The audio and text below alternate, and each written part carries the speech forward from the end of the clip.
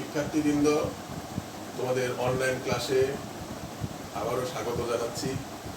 তোমরা এই করোনা মৌসুমে অবশ্যই সবাই আতঙ্কিত হয়ে আছো এবং এটা শুধু আমাদের দেশের ব্যাপার নয়, বাংলাদেশ সহ গোটা পৃথিবীতে এই মহামারী ভাইরাস আমাদেরকে আক্রমণ করছে। তো কিছু নয়, আমরা সবাই আল্লাহর উপর ভরসা রাখবো এবং আমাদের সরকারের প্রচলিত স্বাস্থ্যবিধি অনুযায়ী আমরা চলবো এবং বাসায় বসে তোমাদের জন্য গভর্নমেন্ট এই অনলাইন ক্লাসের ব্যবস্থা করছে। তোমরা নিয়মিত রুটিন অনুযায়ী এই ক্লাসগুলো ফলো করবে এবং অনুশীলন করবে। তাহলে আজকে আমরা রসায়ন দ্বিতীয় পত্র দ্বাদশ শ্রেণীর প্রথম অধ্যায় পরিবেশ রসায়ন থেকে কিছু আলোচনা করব। পরিবেশ রসায়নের একটা বিশাল চ্যাপ্টার। এই চ্যাপ্টারের শুরুতেই বায়ুমণ্ডলের স্তর সম্পর্কে বলা হয়েছে এবং আমাদের বায়ুমণ্ডলের স্তরে যে বিভিন্ন গ্যাসগুলো আছে, এই গ্যাসগুলোর কারণে পরিবেশ কিভাবে ক্ষতিগ্রস্ত হয় বা এটা আমাদের জীবনের সাথে এই গ্যাসগুলো কিভাবে বিরূপ প্রতিক্রিয়া সৃষ্টি করে বা আমাদের কিভাবে উপকারে লাগে, এই সমস্ত বিষয়গুলো নিয়ে তোমাদের এই বায়ুমণ্ডলের স্তর আলোচনা করা হয়েছে। এবং আমরা যেহেতু গত ক্লাসে গ্যাস সূত্র সম্পর্কে দু একটা কথা, তো বয়েল এবং চার্লসের সূত্র সম্পর্কে আমরা একটা আলোচনা করেছি, তাই আজকে আমরা বায়ুমণ্ডলের স্তরের সাথে কিছু গ্যাস সূত্র দিয়ে আমরা একটা সমন্বয় সূত্র করে দেখাবো। তোমরা মনোযোগ সহকারে আমার লেকচারটা ফলো করো। আশা করি তোমরা সুন্দরভাবে উপকৃত হবে এবং প্রশ্নের উত্তরগুলো সঠিকভাবে দিতে পারবে। তো বায়ুমণ্ডলের স্তর, বায়ুমণ্ডল সম্পর্কে যেটা এখানে বলা হয়েছে, বায়ুমণ্ডল একটা বিশাল এরিয়ার একটা স্তর। এখানে একটা ধারণা দেওয়া হয়েছে, এটার পুরুত্ব হচ্ছে 10,000 কিলোমিটার এবং এখানে তোমার 30 থেকে 35 কোটি বছর আগ থেকে এই স্তরটা আমাদের পৃথিবীতে এটা ভূমিকা রেখে যাচ্ছে এবং এটার 97% ভূপৃষ্ঠ থেকে 30 কিলোমিটারের মধ্যে এবং এই স্তরের ভর 5.0 ইন্টু 10⁻15 টন, যা পৃথিবীর মোট ভরের 10 লক্ষ ভাগের 1 ভাগ। তোমরা একটু এই তথ্যগুলো দেখবে, ওদের বইও অনেক বই এই তথ্যগুলো দেওয়া আছে, তোমরা ডিটেলস পড়বো। যেহেতু আমরা রসায়ন ক্লাসে আলোচনা করছি, তোমরা জানো যে রসায়নের কারসাজি হচ্ছে রাসায়নিক ক্রিয়ার মাধ্যমে এবং রাসায়নিক যে বস্তুগুলো আমাদের বিভিন্ন জায়গায় থাকবে সেই সব বিষয় নিয়ে রসায়ন বেশি কথা বলতে চায়। তো আমরা যেহেতু এটা বায়ুমণ্ডলের বিষয়, তোমরা এটা জিওগ্রাফিক্যাল ব্যাপার অর্থাৎ ভূগোল, সামাজিক বিজ্ঞানও কিছু কিছু ধারণা এটা পাবা। তো তবুও আমরা যেহেতু তোমাদের সেকেন্ড পার্ট বই এটা প্রথমে আলোচনা করা হয়েছে, সেখান থেকে আমরা স্বল্প পরিসরে কিছু আলোচনা করছি। তো বায়ুমণ্ডলের এখন আমরা স্তরে চলে আসবো। বায়ুমণ্ডলের স্তর এটা আমরা আগেই বললাম, একটা ধারণা দিলাম, যেটা 10,000 কিলোমিটার ব্যাপ্তি এবং প্রায় 30 থেকে 35 কোটি বছর আগ থেকে এটা বহমান আছে। তো বায়ুমণ্ডলের স্তরে আমরা দুই ভাগে এটাকে ভাগ করতে পারি। প্রথমে হচ্ছে গ্যাসীয় উপাদান সংযুক্তি, অর্থাৎ গ্যাসীয় উপাদান, গ্যাসীয় যে বায়ুমণ্ডলে যে গ্যাসগুলো আছে সেই উপাদানের সংযুক্তির ভিত্তিতে বায়ুমণ্ডলকে আমরা দুই ভাগে ভাগ করি। তোমরা সুন্দর করে খেয়াল করবে, কারণ এখান থেকে তোমাদের প্রশ্ন দেওয়া হবে। যেমন হচ্ছে সমমণ্ডল আর একটা হচ্ছে বিষমমণ্ডল। সমমণ্ডলটার এরিয়াটা হচ্ছে সমুদ্রপৃষ্ঠ থেকে 85 কিলোমিটার পর্যন্ত, অর্থাৎ এর বিস্তৃতিটা হচ্ছে সমুদ্রপৃষ্ঠ থেকে 85 কিলোমিটার পর্যন্ত এবং এই অঞ্চলে যেহেতু নাম দেওয়া হয়েছে সমমণ্ডল, এখানে যে বায়ুমণ্ডলের যে গ্যাসগুলো সাধারণত থেকে থাকে মূলত নাইট্রোজেন গ্যাস এবং অক্সিজেন গ্যাস এবং পাশাপাশি কিছু নিষ্ক্রিয় গ্যাস। তো এখানে এই গ্যাসটা সমভাবে, অর্থাৎ যে এই স্তরের যে এরিয়াটা অর্থাৎ 85 কিলোমিটার, সমস্ত এরিয়াতে এই যে গ্যাসগুলোর অনুপাতটা প্রায় একই ধরনের থাকে, সেই কারণে এটাকে বলা হচ্ছে সমমণ্ডল। ঠিক আছে? তো সমমণ্ডলে এখানে নাইট্রোজেন থাকবে 78.08%, অক্সিজেন থাকবে 20.95% এবং কিছু নিষ্ক্রিয় গ্যাস থাকবে এবং একটু স্বল্প পরিমাণে থাকবে। এবং এটি হচ্ছে আমাদের গ্যাসীয় সংযুক্তি উপাদানের ভিত্তিতে সমমণ্ডল স্তরের প্রাথমিক ধারণা। আচ্ছা, এরপরে আমাদের যেটা বিষম মণ্ডল, বিষম মানে বুঝতে পারছো, বিষম বা অসম, অর্থাৎ এই এরিয়াটা হচ্ছে বায়ুমণ্ডলের 85 থেকে 10,000 কিলোমিটার পর্যন্ত, 85 থেকে 10,000 কিলোমিটার পর্যন্ত এর ব্যাপ্তি। এবং এখানে গ্যাসের উপাদানের সর্বত্রই কিন্তু এক নয়, যেটা আমাদের বিষম বলা হচ্ছে। এবং এখানে দেখা যাচ্ছে যে পারমাণবিক স্তর ভিত্তিতে নাইট্রোজেনের এরিয়া বা ব্যাপ্তি এটা হচ্ছে 85 থেকে 200 কিলোমিটার, এবং অক্সিজেন হচ্ছে 200 থেকে 1100 কিলোমিটার, হিলিয়াম হচ্ছে 1100 থেকে 3500 কিলোমিটার, এবং হাইড্রোজেন হচ্ছে 3500 থেকে 10,000 কিলোমিটার পর্যন্ত। এইভাবে আমাদের বিষম মণ্ডলের যেহেতু নামকরণের সাথে এটা অবশ্যই সার্থকতা থাকতে হবে, অর্থাৎ বিভিন্ন এরিয়াতে এর ব্যাপ্তিটাও বিভিন্নভাবে এখানে দেওয়া হয়েছে।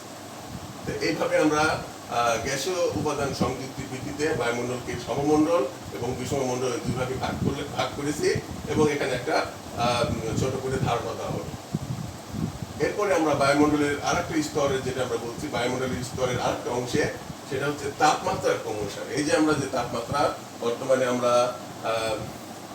গোটা দেশে, যদিও আষাঢ় মাস, তারপর আমরা ভীষণ গরম, তাই না?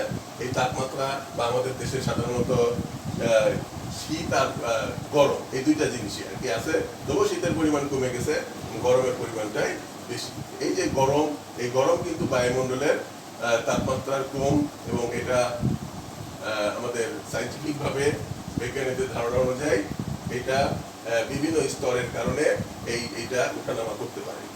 তো তাপমাত্রার কম অনুসারে যে স্তরগুলো এখানে আসছে বায়ুমণ্ডলের, সেই স্তরটাকে 4টা ভাগে ভাগ করা হয়েছে। একটা হচ্ছে টপোমণ্ডল, একটা হলো, তারপরটা হচ্ছে স্ট্র্যাটোমণ্ডল, মেজোমণ্ডল, আর হচ্ছে তাপমণ্ডল। তাপমণ্ডলটাকে আমরা বলবো থার্মোস্ফিয়ার। তাপ হচ্ছে থার্মোস্ফিয়ার, তাই না? তো এইভাবে আমরা তাপমাত্রার ক্রম অনুসারে বায়ুমণ্ডলের স্তরগুলোকে আমরা 4টা ভাগে ভাগ করছি, এবং এইটার সংক্ষিপ্ত একটা ছক আকারে আমরা এটাকে বোঝানোর চেষ্টা করছি। এখানে আমরা ডিটেলসে যাব না, এখানে এইটুকু ধারণা রাখলে তোমাদের চলবে। কারণ উচ্চতা স্তর, তারপরে উচ্চতার বিস্তৃতি কতদূর পর্যন্ত, উপস্থিত গ্যাসের উপাদান সমূহ কতটুকু, এবং হচ্ছে তাপমাত্রা কত ডিগ্রি, এটা আমাদের বিভিন্ন স্তরে আমাদের এই পরিসংখ্যানগুলো দেওয়া আছে।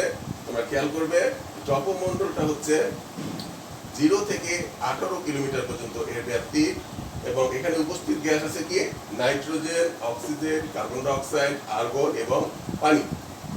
পানি বলা যাবে না, এটা আর কি জলীয় বাষ্প, ঠিক আছে? এবং তাপমাত্রা এখানে 25 ডিগ্রি সেন্টিগ্রেড থেকে 56 ডিগ্রি পর্যন্ত, তাই না? এটা ভূপৃষ্ঠ থেকে, ভূপৃষ্ঠের প্রথম স্তর হিসেবে এটা আছে, এবং এটা যত উপরের দিকে যাবে তত এই তাপমাত্রাটা কমতে থাকে। এটা হলো 25 থেকে -56 ডিগ্রি সেলসিয়াস। এরপরে দ্বিতীয় স্তরটা, এই স্তরে মূলত আমাদের অবস্থান ট্রপোমণ্ডলে, এবং এখানে এবং এটার তারতম্যের কারণে আমাদের পরিবেশের উপরে বিভিন্ন ধরনের প্রভাব পড়ে। স্ট্র্যাটোমণ্ডলটা হচ্ছে যার উচ্চতার বিস্তৃতি হচ্ছে 18 থেকে 50 কিলোমিটার পর্যন্ত, এবং এখানে উপস্থিত গ্যাস উপাদান হিসেবে শুধুমাত্র অক্সিজেন আছে, এবং এখানে তাপমাত্রা -56 ডিগ্রি থেকে -2 ডিগ্রি সেন্টিগ্রেড পর্যন্ত। খেয়াল করে দেখো, আগেরটা হচ্ছে 25 থেকে -56 ডিগ্রি, অর্থাৎ তাপমাত্রা কমে গেছে। এবার হচ্ছে -56 থেকে -2, অর্থাৎ -2টা বড়, অর্থাৎ এখানে হঠাৎ করে তাপমাত্রাটা বেড়ে যায়, ঠিক আছে? এরপরে হচ্ছে মেসোমণ্ডল। মেসোমণ্ডলটা হচ্ছে 50 থেকে 85 কিলোমিটার পর্যন্ত, যার বিস্তৃতি। এখানে যে অক্সিনিয়াম আয়ন, আণবিক আয়ন হিসেবে, আর এটা হলো নাইট্রিক অক্সাইড আয়ন হিসেবে এটা এখানে গ্যাসের উপাদানগুলো উপস্থিত থাকে। এবং এটা দেখো, এটা হচ্ছে -2 থেকে -90 ডিগ্রি, এটা আবার 3 নম্বরে এসে ধারাবাহিকভাবে তাপমাত্রা কমতে থাকে, অর্থাৎ -2 ডিগ্রি সেন্টিগ্রেড থেকে -90 ডিগ্রি সেন্টিগ্রেড পর্যন্ত এটা কমে থাকে। এরপরে আছে তাপমণ্ডল, যেটাকে আমরা বলি থার্মোস্ফিয়ার। এই থার্মোস্ফিয়ার অঞ্চলে বিস্তৃতিটা হচ্ছে 85 থেকে 500 কিলোমিটার পর্যন্ত। এখানে উপস্থিত গ্যাস হচ্ছে অক্সিজেন আণবিক আয়ন, অক্সিজেন পারমাণবিক আয়ন, আর হচ্ছে নাইট্রিক অক্সাইড আয়ন। আর এখানকার তাপমাত্রা হচ্ছে 92 থেকে 1200 ডিগ্রি সেন্টিগ্রেড পর্যন্ত। ঠিক আছে, আর এইখানে আমাদের এই যে স্তরগুলো দেখছো, এই স্তরের ভিতরে আমরা এই যে স্তরটার কারণে তোমাদের এটা আগের ক্লাসে বা বিভিন্ন জায়গায় বিভিন্ন সায়েন্স এক্সিবিশনে তোমরা জানো যে আমাদের এই যে গ্রিন হাউসের যে প্রতিক্রিয়াটা আমাদের কি কারণে হয়, এবং এটা এটা এটা গ্রিন হাউস গ্যাস থেকে আমাদেরকে রক্ষা করছে একটা স্তর, এবং সেই স্তরটা আমাদের বলি ওজোন স্তর। সেই ওজোন স্তরের অবস্থান কিন্তু এই থার্মোস্ফিয়ার, এই থার্মোস্ফিয়ার অঞ্চলে, এবং এই থার্মোস্ফিয়ার অঞ্চলের একটা বিশাল একটা এরিয়া আছে, যে এরিয়াটা আমাদের সূর্য থেকে ক্ষতিকর রশ্মি যেটা আলট্রাভায়োলেট রে আমাদের পৃথিবীতে আসতে বাধা দেয়। কিন্তু আমাদের পরিবেশের প্রাণীর অবস্থানের কারণে বা প্রাণীর চর্চার কারণে এই ওজোন স্তর বিভিন্নভাবে ক্ষতিগ্রস্ত হয়। আমাদের ব্যবহৃত অনেক গ্যাস, যেমন হচ্ছে সালফার ডাইঅক্সাইড, আমাদের জানা অবস্থায় বা আমাদের অজান্তে যে অনেক গ্যাস বায়ুমণ্ডলে চলে যায়, এই গ্যাসগুলোর মধ্যে কিছু কিছু গ্যাস কিন্তু আমাদের এই ওজোন স্তরকে ক্ষতিগ্রস্ত করে। এবং সেই গ্যাসের মধ্যে আমরা দেখতে পাই সালফার ডাইঅক্সাইড, কার্বন ডাইঅক্সাইড, আর বিশেষ করে এখানে সিএফসি, ক্লোরোফ্লুরোকার্বন, এগুলোকে আমরা বলি গ্রিন হাউস গ্যাস। এই গ্রিন হাউস গ্যাস কিন্তু আমাদের এই ওজোন স্তরকে ক্ষতিগ্রস্ত করে, এবং সেখান থেকে একসময় দেখা গেল যে সূর্যের ক্ষতিকর রশ্মি আমাদের অ্যান্টার্কটিকা মহাদেশের কোনো একটা অঞ্চলে গর্ত তৈরি হয়ে সেখান থেকে আমাদের এই ক্ষতিকর রশ্মিগুলো পৃথিবীতে চলে আসছে, তাই না? সেক্ষেত্রে আমরা অবশ্যই বিজ্ঞানীরা সতর্ক হয়ে যায়, এবং এটা এই অতিরিক্ত কার্বন ডাইঅক্সাইড গ্যাস নিঃসরণ থেকে আমাদের মুক্ত রাখার জন্য আমরা বেশি বেশি করে গাছ লাগানোর জন্য আমাদেরকে আহ্বান করা হবে। এখন মোটামুটি আহ্বান এবং আইনের আকারেই মোটামুটি আমাদের এই বৃক্ষরোপণ অভিযানটা চালু আছে, এবং এই বৃক্ষরোপণ অভিযান সাধারণত যেহেতু এখন আমাদের আষাঢ় মাস চলছে, এই মাসে আমরা বেশি বেশি করে গাছ লাগাবো, এবং এখান থেকে আমরা এই গাছের মাধ্যমে আমরা অবশ্যই এই ওজোন স্তরকে কি রাখবো, মুক্ত রাখবো, এবং আমাদের ক্ষতিকর যে রশ্মির প্রভাব থেকে আমরা মুক্ত থাকবো। এভাবে আমরা উদ্ভিদ বা প্রাণী, বা প্রাণী বলতে মানুষ বা অন্যান্য প্রাণী সবাইকে আমরা একটা নিরাপদ বায়ুমণ্ডল উপহার দিতে পারবো। ঠিক আছে, তোমাদের এই বায়ুমণ্ডলের স্তর থেকে আরো তোমরা ডিটেলস জানতে পারবে অন্যান্য, বা এখানে সায়েন্সের অনেক শাখা আছে, সেই শাখাগুলোর ভিতরেও এই বায়ুমণ্ডলের স্তর, বিশেষ করে একটু আমি প্রথমে বললাম এটা জিওগ্রাফিক্যাল ধারণা, এবং তোমাদের বিশ্ব পরিচয়ও কিছু কিছু সামাজিক বিজ্ঞানের মধ্যেও এটা জিনিস আসছে। আমরা যেহেতু রসায়নের আলোচনা করছি, রসায়নের আলোচনার অংশ থেকে আমরা এটা একটা প্রাথমিক ধারণা দিলাম। তোমরা এখান থেকে যদি জানতে চাও, বা এটা তোমার সায়েন্স এক্সিবিশনেও এর একটু প্রভাব চিত্রের মাধ্যমে এর বিভিন্ন ধারণা তোমরা পাবা। আমাদের রসায়নের সাথে সংশ্লিষ্ট যে জিনিসগুলো নিয়ে এটা পরিসরে আমরা এটা আলোচনা করলাম। ঠিক আছে, তোমাদের আলোচনা আজকে ছিল যে এখানে শিখন ফল এখানে লেখা হয়েছিল। আজকে শিখন ফল এটা হলো তোমার বায়ুমণ্ডল এবং এর বিভিন্ন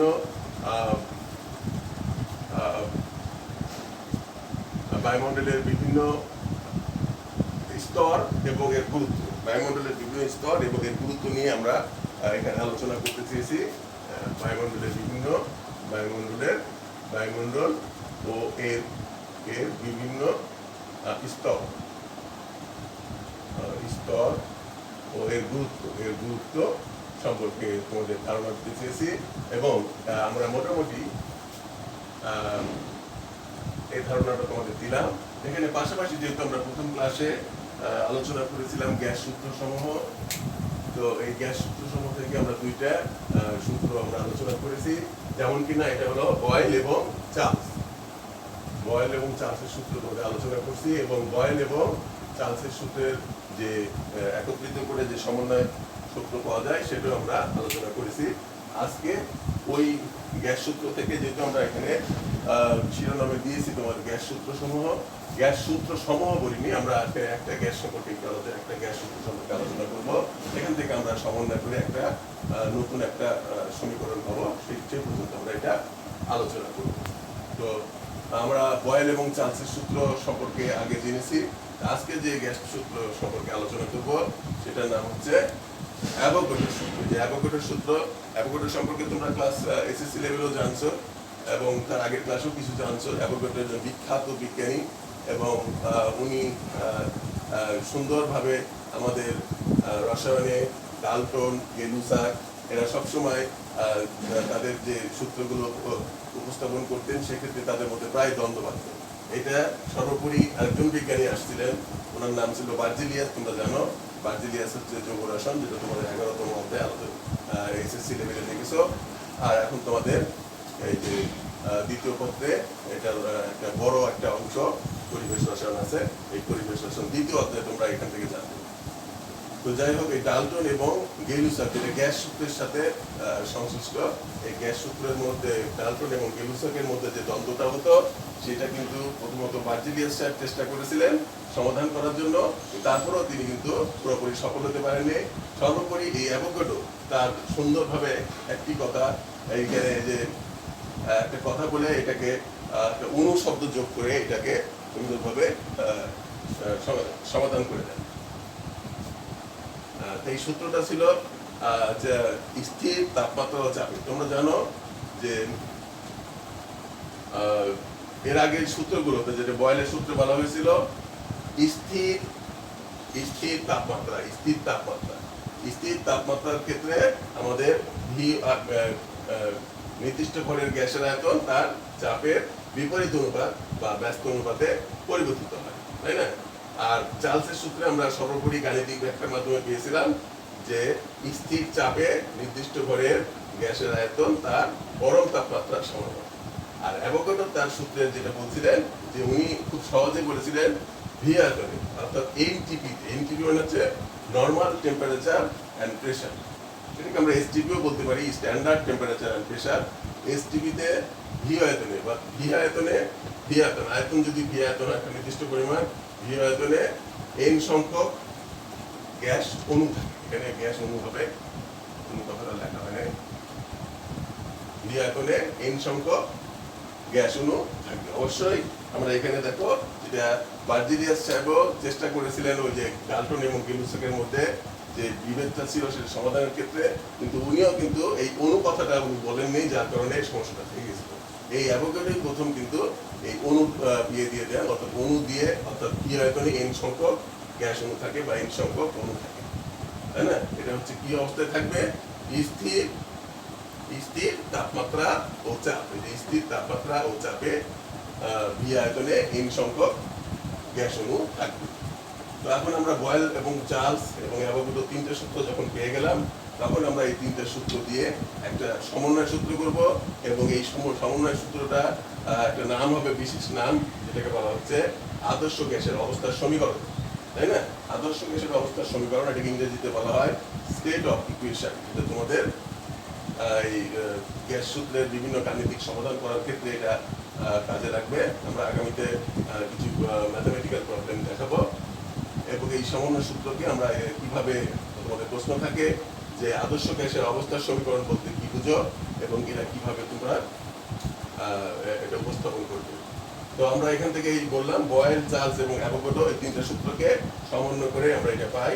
যেমন ধরো বয়েলের সূত্র থেকে আমরা পাই স্থির তাপমাত্রায় কোনো নির্দিষ্ট ভরের গ্যাসের আয়তন তার চাপের বিপরীত অনুপাত বা ব্যস্ত অনুপাতে পরিবর্তিত, অর্থাৎ ভি ইনভার্সলি প্রপোর্শনাল 1/p। আর চার্লসের সূত্র থেকে স্থির চাপে কোনো নির্দিষ্ট ভরের গ্যাসের আয়তন তার পরম তাপমাত্রা বা কেলভিন তাপমাত্রার সমানুপাতিক। আর অ্যাভোগাড্রোর সূত্র থেকে আমরা দেখতে পেলাম যে স্থির তাপমাত্রা ও চাপে এখানে তাপমাত্রা এবং চাপ দুটোই স্থির থাকবে, তখন আমরা কি হলো ভি ডাইরেক্টলি প্রপোর্শনাল বা সমানুপাতিক এন, তাই তো?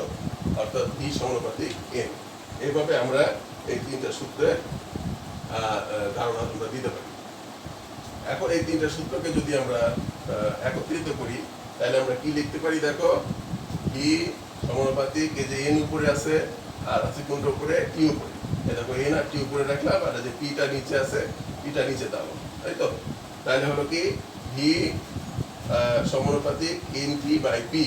এখানে অবশ্যই একটা জিনিস তোমরা খেয়াল করবে, এই জিনিসটা কখনোই ভুল করবে না, যে পি এবং টি অবশ্যই এখানে পরিবর্তনশীল। এটা কিন্তু স্থির ছিল, এটা অবশ্যই এটা যখন সমন্বয় করবে পি এবং টি অর্থাৎ চাপ এবং তাপমাত্রা পরিবর্তনশীল হতে হবে। এখানে কিন্তু তোমরা খেয়াল করে লিখবে পি এবং টি পরিবর্তনশীল। তাহলে সেক্ষেত্রে আমরা এটাকে যদি আরো একটু অ্যানালাইসিস করি বা সিম্পলিফাই করার চেষ্টা করি, তাহলে দেখো পিভি, এটাকে পি গুণ করলাম, পিভি সমানুপাতিক এন টি, তাই না? এর পরবর্তীতে অংশ আমরা কি দেখতে পাচ্ছি যে পিভি যদি আমরা সমানুপাতিক চিহ্নটা উঠাই দিই তাহলে একটা সমানুপাতিক ধ্রুবক আমরা ব্যবহার করব, এবং সেটাকে নাম দেওয়া হয়েছে আর। তাহলে পিভি সমান সমান এন আর। এই আর সম্পর্ক তোমরা পরের ক্লাসগুলোতে জানবে। আর হচ্ছে মোলার গ্যাস ধ্রুবক, ঠিক আছে? এই সমীকরণটা আমরা এখানে করা হয়েছে। দেখো এই মোলার, এটাকে বলা হচ্ছে পিভি সমান এন আর টি। এটাই হচ্ছে আদর্শ গ্যাসের অবস্থার সমীকরণ, ঠিক আছে? তাহলে আমরা গ্যাস সূত্র থেকে সামান্য আমরা একটি সূত্র আলোচনা করলাম এবং পাশাপাশি এই তিনটা সূত্রের সমন্বয় করে স্টেট অফ ইকুয়েশন বা অবস্থার সমীকরণ সম্পর্কে একটা ধারণা দিলাম। আশা করি তোমরা সুন্দরভাবে বুঝতে পারছো। এখন তোমরা বায়ুমণ্ডলের স্তর যেটা আমরা আলোচনা করলাম এরা কিন্তু বলবে, তোমরা অবশ্যই কিছুটা খেয়াল করেছো। ওখান থেকে আমরা একটা সৃজনশীল প্রশ্ন দেওয়ার চেষ্টা করছি। আমি দেখো এখানে 6 নম্বর প্রশ্ন হিসেবে তোমরা এখানে দেখতে পাচ্ছ বায়ুমণ্ডল কি, আর 6 নম্বর প্রশ্ন সমমণ্ডল এবং বিষমমণ্ডল, অর্থাৎ সমমণ্ডল এবং বিষমমণ্ডলের একটা ধারণা আমরা সংক্ষিপ্ত দিয়েছি। তোমরা এটাকে একটু ডিটেলস আলোচনা করার চেষ্টা করবে, এই ব্যাখ্যাটা বিষমমণ্ডলের ব্যাখ্যা। আর 9 নম্বর প্রশ্ন হচ্ছে কি তাপমাত্রা ক্রমে বায়ুমণ্ডলের বিভিন্ন স্তরের প্রয়োগ, অর্থাৎ এই যে তাপমাত্রার ক্রম অনুসারে যে এটা আমাদের কিভাবে যেটা অ্যাপ্লিকেশন প্রয়োগের প্রশ্ন, সেক্ষেত্রে এটা আমরা এই যে তোমরা এর মাধ্যমে এই ছকের মাধ্যমে এটার একটা ধারণা দিতে পারবে, তাহলে তোমার এটা প্রশ্নের সঠিক উত্তর চলে আসবে। আর 10 নম্বর প্রশ্ন যেটা পানির জীবন ধারণের ক্ষেত্রে বায়ুমণ্ডলের বিভিন্ন স্তরের ভূমিকা আছে কি?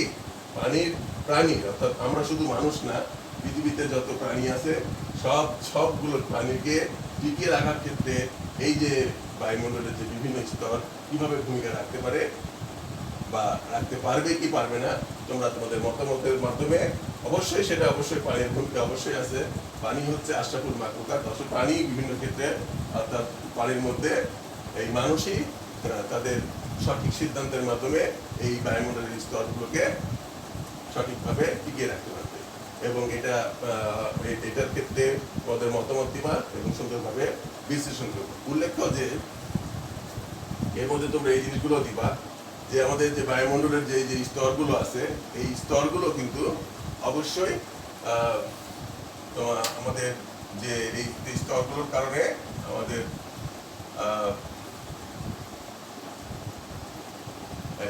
স্তরগুলোর কারণে আমাদের এই যে বায়ুমণ্ডলে যে প্রাকৃতিক পরিবর্তনগুলো হয়, যেমন ধরো ঝড়, বৃষ্টি, ঘূর্ণিঝড়, তাই না? ঝড় বলতে ঘূর্ণিঝড়, বৃষ্টি, তারপরে এই যে ডিপ্রেশন, এই কাজগুলো কিন্তু এই বায়ুমণ্ডলের স্তরের আমাদের মানে সুষম বা অসম বন্টনের কারণে এই জিনিসগুলো হয়ে থাকে। এগুলো অবশ্যই আমাদের জীবনকে টিকিয়ে রাখার ক্ষেত্রে কোনো কোনো ক্ষেত্রে অবশ্যই দরকার আছে। সে কারণে আমাদের সৃষ্টিকর্তা আমাদের স্তরগুলো সুন্দরভাবে নিপুণভাবে এগুলোকে উনি সাজিয়ে দিয়েছেন। তাইলে আমরা মোটামুটি একটা প্রশ্ন পেলাম, আর সুন্দরভাবে আমার বায়ুমণ্ডলের স্তর এবং এখান থেকে একটা গ্যাস সূত্রের মাধ্যমে আদর্শ গ্যাসের অবস্থার সমীকরণের ধারণা পেলাম। তো আশা করি তোমরা সংক্ষিপ্ত পরিসরে এটার একটা সুন্দর সিদ্ধান্ত দিতে পারবে, এবং এটা কোনো সমস্যা থাকলে পরবর্তী ক্লাসে আবার আমার সাথে যোগাযোগ করবে, তাহলে আমি সুন্দরভাবে বুঝিয়ে দেবো। তো আজকে আর তোমাদের ডিটেলস আলোচনায় যাচ্ছি না। তোমাদের এই করোনা মৌসুমে আবারও তোমাদের মঙ্গল কামনা করছি। আল্লাহ যেন আমাদের সবাইকে হেফাজত করেন। আমরা বেশি বেশি করে আল্লাহর ইবাদত করব এবং আল্লাহর কাছে এই যে কঠিন যে সমস্যা থেকে মুক্ত পাওয়ার জন্য দোয়া দিয়ে চাইবো আল্লাহর কাছ থেকে। আল্লাহ যেন আমাদের হেদায়েত করেন। এই বলে আমি আজকে ক্লাসের ইতি টানছি। তোমাদের সকলকে ধন্যবাদ।